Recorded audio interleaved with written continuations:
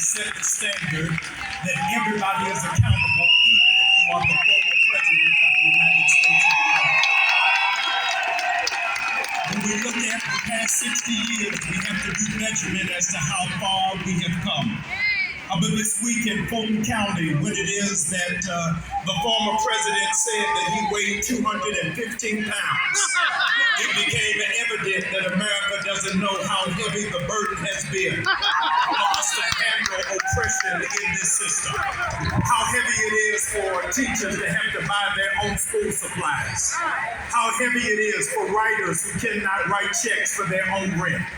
How heavy it is for you to get a scholarship to run a football, but cannot get an academic scholarship because of your mind. Ladies and gentlemen, I have come 60 years later because we need to serve indictments to those who have been adversarial to the advancement of our people.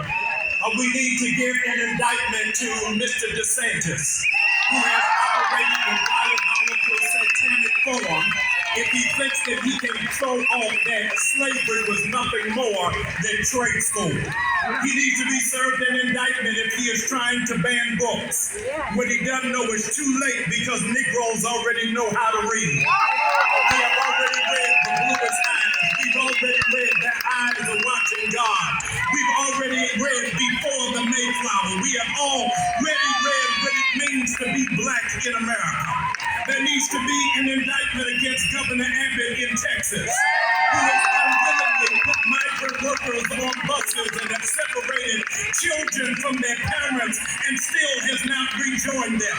If he wants to put somebody on a bus, it should be Ted Cruz, who has been putting black and brown people under the bus. We came today to serve an indictment on Clarence Thomas, who has appealed the seat of Thurgood Marshall, but is not worthy of tying Thurgood Marshall's shoes.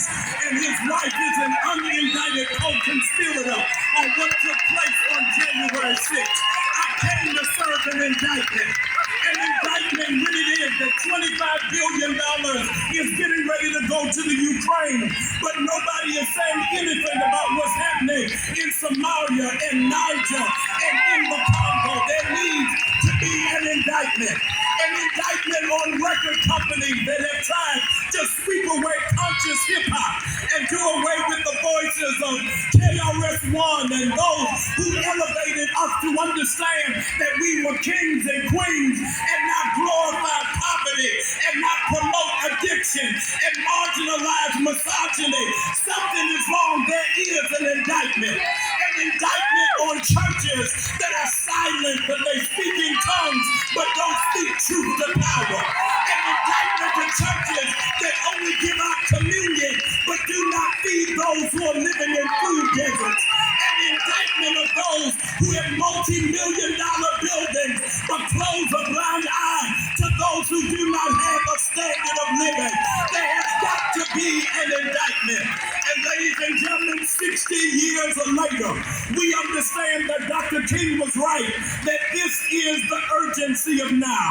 And if there is an indictment, then there's got to be fingerprints. And I want to say to the black and brown community, put your fingerprints all over deeds. Put your fingerprints all over degrees. Put your fingerprints on LLCs. Put your fingerprints on corporate ladder. Put your fingerprints on the necks of those who believe that white supremacy is palatable. We are not the generation